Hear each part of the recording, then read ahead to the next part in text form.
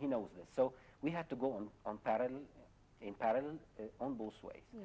So we had to play the political, diplomatic roles and get the backup of European countries, Arabs, whoever. And from the other side, we have to take action. Of course, we cannot wait for them to give us the green light, because you can wait forever. But they have to realize we are serious about what we ask for. Yes. And they have to be serious about, in case they are really care about fighting terrorism. This is very close. Libya is very close to Europe. Yeah, it can involve the whole area into a big mess. So we have to take a decision about it. Yeah. Well, let's move on to the next item, which is also related. From Al-Ahram online, that reads, Egypt launches airstrikes against Daesh militants in Libya. The actual news item itself reads, the Egyptian army announced in a statement today it has conducted airstrikes against the Daesh militants targets in Libya, including training camps and arms depots. On Sunday night, President Abdel Fattah al-Sisi said Egypt reserves the right to retaliate against the killing of 21 Egyptian Copts by the radical group in Libya at a suitable time and place. Islamic State militants had published earlier on Sunday a graphic video on the internet purportedly showing the beheading of the Coptic Christians it said it had kidnapped recently, vowing to fight what it described as crusaders. The statement said that the airstrikes were successful in reaching their targets and that the Egyptian fighter jets returned safely to home bases in Egypt. The Egyptian state television aired footage of jets taking off from bases in Egypt at the beginning of the operation. The army statement said, "We believe that avenging the blood of Egyptians and extracting retribution from the killers and criminals is a duty that must be carried out." Libya's Air Force Chief of Staff, Saqr al-Garouchi, told Al Arabiya TV channel on Monday morning that Egypt's airstrikes took place in coordination with the Libyan army. Well, obviously the fact that the Egyptian army sent out a statement like this obviously makes an Egyptian feel like their blood is worthless, basically. But what's interesting about this article is that the Libyan Authority has said that they have done it in coordination with the Egyptian army. But then again, the other authority that's there in Tripoli said that this is a complete violation of, the state. It's clearly, yeah, the question is answered by itself. But definitely, Egypt, we were not surprised. I mean, our army was not surprised. We were expecting something like this to happen. And I'm quite positive. We have been inside Libya. We have been monitoring what's happening. And for us, we could not achieve we could not trigger targets and decide about a strike in few hours. For sure we have information, for sure we have coordination with the Libyan authorities, and somehow this was a kind of like a set plan or on shelf until it is the time to go for the strike. And they triggered it by the killing our people. And I want to say they are simply Egyptians. I don't want to say Copts or Muslims. This is, if they were Muslims, we would do the same. If they were Copts, we would do the same. So for us, they are all Egyptians. But this was a long-awaited sort of action. I mean, Libya has been a problem for quite some time now, especially in terms of security around the border. Yeah. Why is it that the army hasn't really taken, action before this incident happened? You still, of course, you were expecting this to accelerate. Yes. You were expecting this to happen, and at that time you have to take an action. So you had to prepare yourself during the last period until you have the international or the coverage or the clear, obvious reason. Yes. This is what happening to my people. I cannot stop waiting for a green light from whoever to tell me how to defend my border, how to defend my people. So I think the plans were there, and the time was just had to be chosen according to all the political circumstances and that's why Mr. Shukri is there in the UN in New York. So what about the idea of coordination between the Libyan authorities? Do you see more coordination not only in airstrikes, but maybe even sending training sessions by special forces from the Egyptian army, for instance, or even ground troops? It has been declared repeatedly that the Libyan authorities has been appreciating during the last period a number of cooperation levels. I mean, in terms of maybe giving them some arms, weapons, training their people, somehow helping them strategically how to position themselves. We're joined on the line right now by Mr. Mohammed Mustafa, who's an editor-in-chief at MENA News Agency. Good afternoon to you, sir.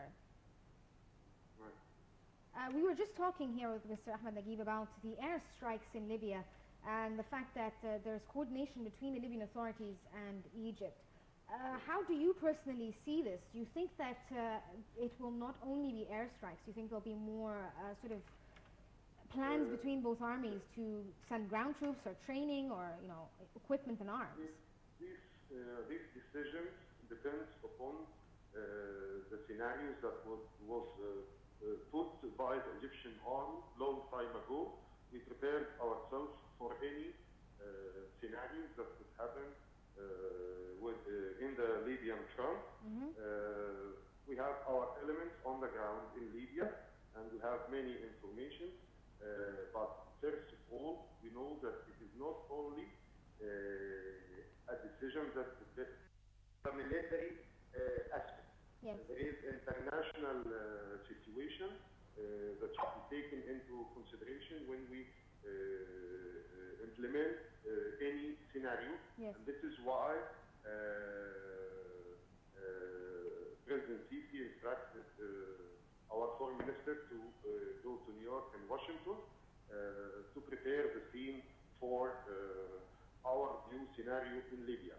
At the same time, I was just calling Libyan Foreign Minister Mohammed al-Dairi just 10 minutes ago. Yes. And he has told me that there will be demonstrations in Benghazi within a few hours to support the Egyptian and Libyan airstrikes against terrorists in many parts of Libya.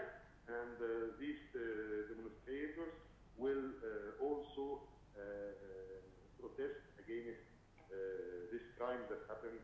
Did you speak to him? Did you speak to him about the coordination between the Egyptian authorities and the Libyan authorities, and how far has that gone? He has told me directly, we are comrades in arms, and I think it is the best and the most strong kind of partnership between any two countries, and everything is well coordinated between Egyptian and Libyan government Tobruk. Yes. But as we know, there is another legitimate government in Western Libya. Yes. Does that complicate the matter? Yes. But anyhow, yani, we will do what we think it is our responsibilities with our people and our responsibilities for the Arab national security and Libyan national security. We are at the same battle, as he told me, in this war against terrorism. Okay, Mr. Mohammed Mustafa, the chief editor of MENA News Agency, thank you so much for joining us on the line. So you just heard him. He was speaking about... he confirmed the arrangements and the ongoing cooperation, which is, of course, expected. I just always say that we just have to trust our people on board. I mean, people who are managing this file, President Sisi, the whole council, our army, I mean, for us, we need to it is things expected, and we need to let those people in charge take care of. For us, we have to work on making our summit in March successful. We have to complete our parliamentary election in a good way. We have to build our country. And for those who are still interested to go to Libya, please stop it, because just to let you know, I was passing by the Libyan embassy.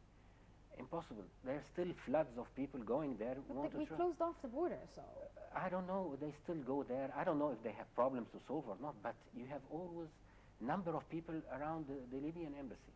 And this is something that people have to be well explained. It's not a game anymore. You cannot hide anymore. Yes.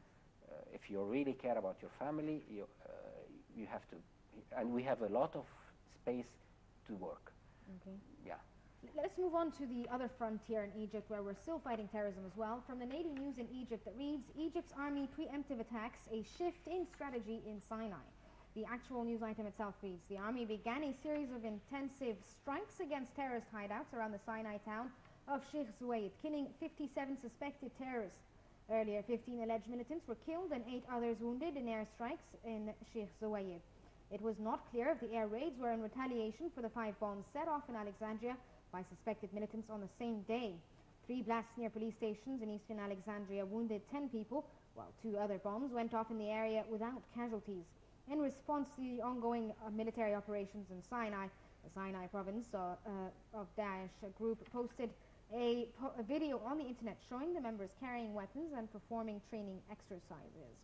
The footage includes shots of terrorists in open backed vehicles similar to those used in the Libyan branch of Daesh, carrying a portable anti-aircraft missile launcher and wearing camouflage uniforms resembling those worn by Hezbollah fighters.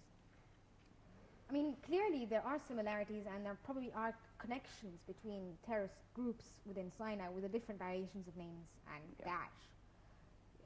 Do you see that these two have to come in sync, the attacks or the airstrikes in Libya and the airstrikes in Sinai? Yeah, I think this accident which we had lately in Libya, just to distract the attention of our army a little bit from Sinai area. They want to spread you around east and west.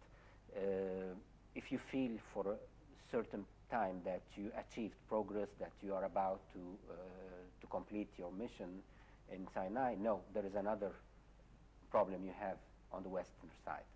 So please, you split yourself between here and there, and maybe later on we will find something happening from south. What about the fact that they have anti-airstrike missiles? I mean, that's quite heavy equipment.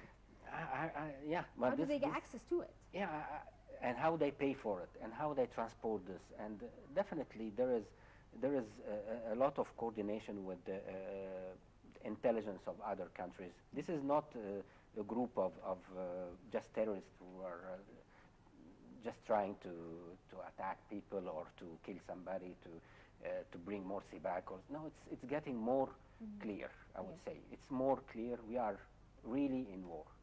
Fighting something very organized. Yes, it's very organized, attached to each other somehow. They have a global plan, and somebody is just like playing them like marionette.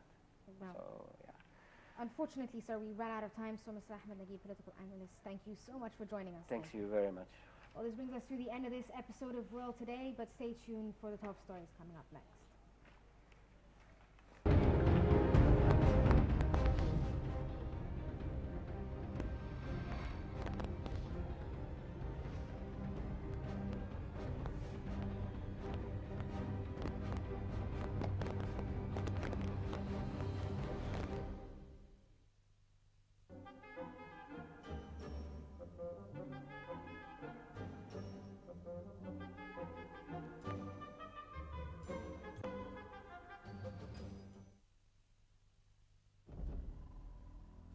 Be the first to know.